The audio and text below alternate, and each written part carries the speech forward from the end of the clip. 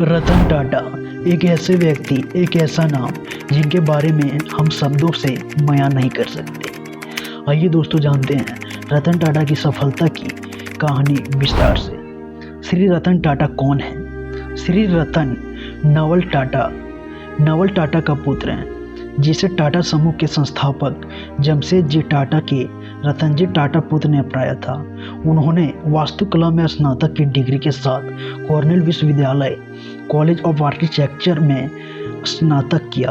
वह 1961 में टाटा में शामिल हुए, जहां उन्होंने टाटा स्टील के दुकान के फर्श पर काम किया। बाद में उन्होंने वर्ष 1991 में टाटा सन्स के चेयरमैन के रूप में सफलता हासिल की। आइए जानते हैं श्री रतन टाटा का व्यक्तिगत जीवन क्या है।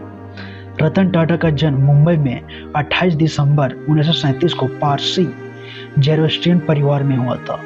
वह नवल टाटा का पुत्र हैं, जो सूरत में पैदा हुए थे और बाद में टाटा परिवार में अपनाया गया था और टाटा समूह के संस्थापक जमशेद जी टाटा की भविष्यवाणी सुनी।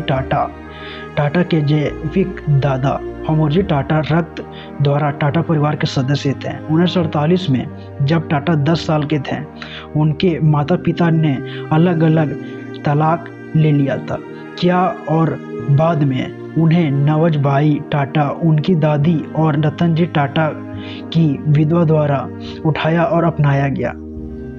उनके पास एक भाई जिमी टाटा और अर्ध भाई नोएल टाटा, जिसके साथ साइमन टाटा के साथ नौसेना के दूसरे विवाह में उन्हें उठाया गया था। टाटा ने अपने माता पिता के तलाक के बाद अपनी माता पिता की देखभाल में भारत में अपने बचपन में से अधिकांश खर्च किया। बम्बई के मनुष्यों में अपने पद में रतन टाटा ने बताया कि वे किस प्रकार प्रेम में पड़े और लगभग लॉस एंजल्स में विवाहित हुए। दुर्भाग्यवश उन्हें अपनी दादी के असफल स्वास्थ्य के कारण भारत जाने के लिए मजबूर किया गया।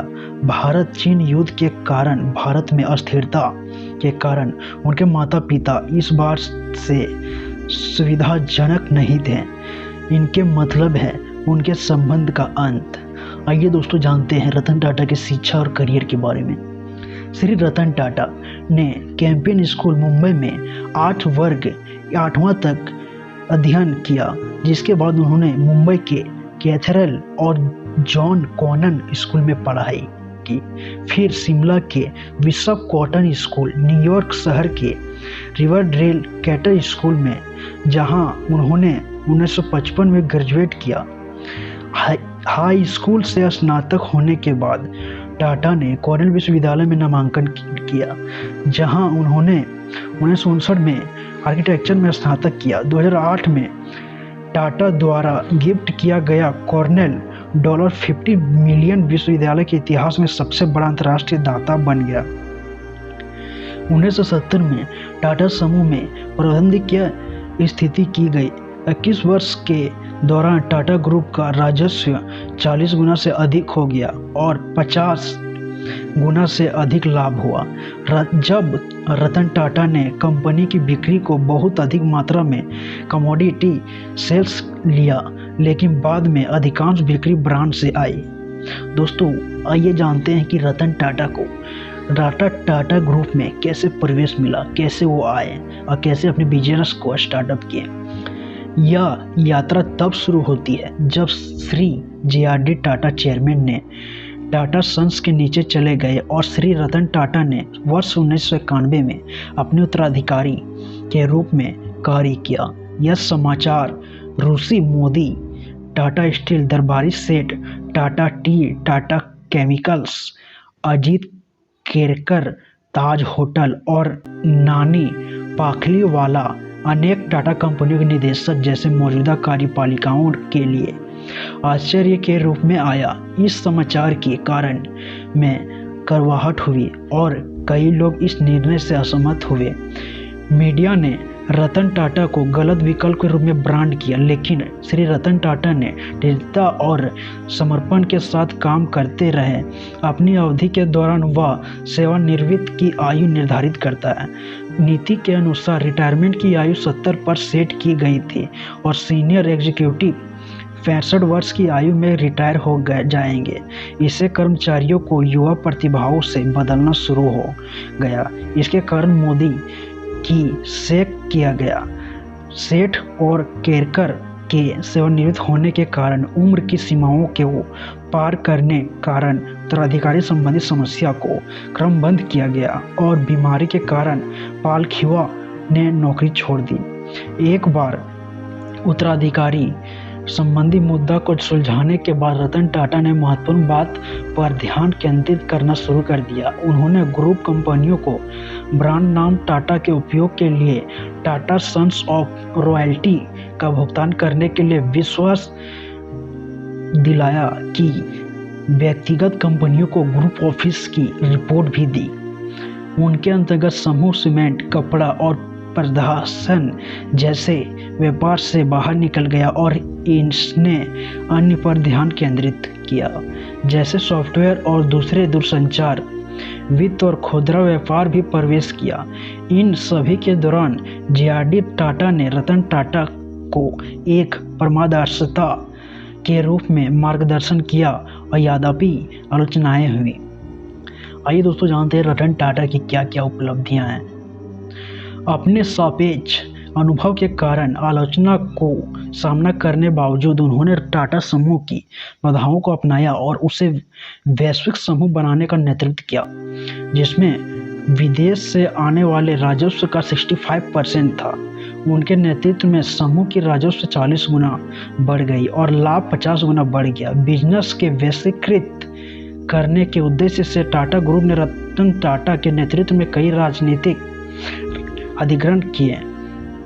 इनमें $431.3 मिलियन के लिए लंदन आधारित टेटली टी की खरीद, $102 मिलियन के लिए दक्षिण कोरिया के डेवो मोटर्स की ट्रक निर्माण इकाई का अधिग्रहण और $11.3 बिलियन के लिए Anglo Dutch company Corus group का टेकओवर शामिल है।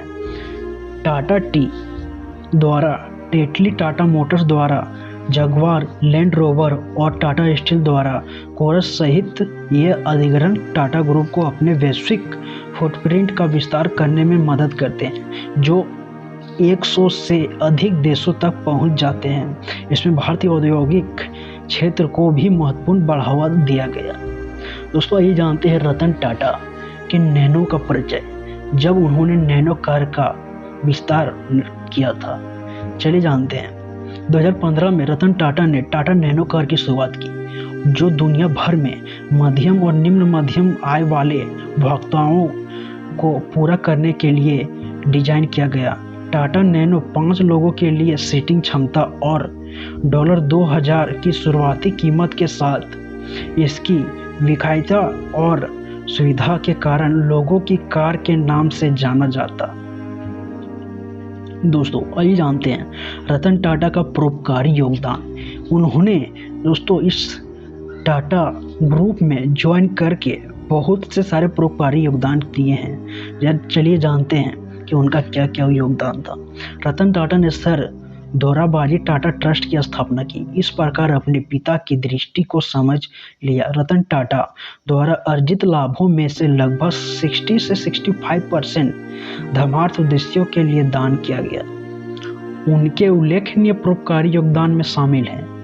दोस्तों आइए जानते हैं उनका शिक्षा में क्या योगदान था। रतन टाटा ने टाटा समूह के संस्थापक जमशेद सिंह टाटा की विरासत को आगे बढ़ाया। उच्च शिक्षा के लिए जे.एन. टाटा एंडोमेंट भारतीय विद्यार्थी को उच्च विद्यालय शिक्षा प्राप्त करने के लिए छात्रवृत्ति प्रदान करता है। टाटा ट्रस्ट शिक्षा क्षेत्र की चुनौतियों को संबोधित करने की दिशा में काम कर रहे हैं, जिसमें सीमांत समुदाय के बच्चों को गुणवत्तापूर्ण शिक्षा प्रदान करने पर ध्यान दिया गया है। उनका उद्देश्य महत्वपूर्ण विचार, समस्या समाधान, सहयोग, शिक्षक प्रौद्योगिकी के प्रयोग के माध्यम से उच्च गुणवत्ता वाले शिक्षण अनुभव प्रदान करना है। शिक्षा के क्षेत्र में टाटा ट्रस्ट का नाम संयुक्त राष्ट्र सतत विकास लक्ष्यों (SDO) के साथ संरेखित है। दोस्तों आइए जानते हैं क्वालिटी एजुकेशन SDG 4, लिंग समानता, उत्कृष्ट कार्य, आर्थिक कार्य, इंडस्ट्री इनोवेशन और इंफ्रास्ट्रक्चर कम असमानता SDG। तो दोस्तों ये था रतन टाटा के कुछ उपलब्धियां, उनके जीवन के बारे में मैंने बताया। लेकिन दोस्तों फिलहाल उनका इस तरह अचानक आकस्मिक निधन हो जाना और हमारे भारत को छोड़ के चले जाना, सच में ये बहुत मन को विचलित करने वाला समय है। दोस्तों मैं आपको आज कुछ नहीं बोलूँगा कि हमारे चैनल को लाइक करें, वीडियो को लाइक करें या सब्सक्राइब करें। बस आपसे एक दुआ करता हूँ, एक रिक्वेस्ट करता हूँ कि आप रतन टाटा के लिए भगवान से दुआ करें कि उनकी आत्मा को शांति मिले। और वीडियो को जाते जाते दोस्तों कमेंट में ओम शांति जरूर लिखिएगा। चलिए मिलते हैं नेक्स्ट वीडियो में।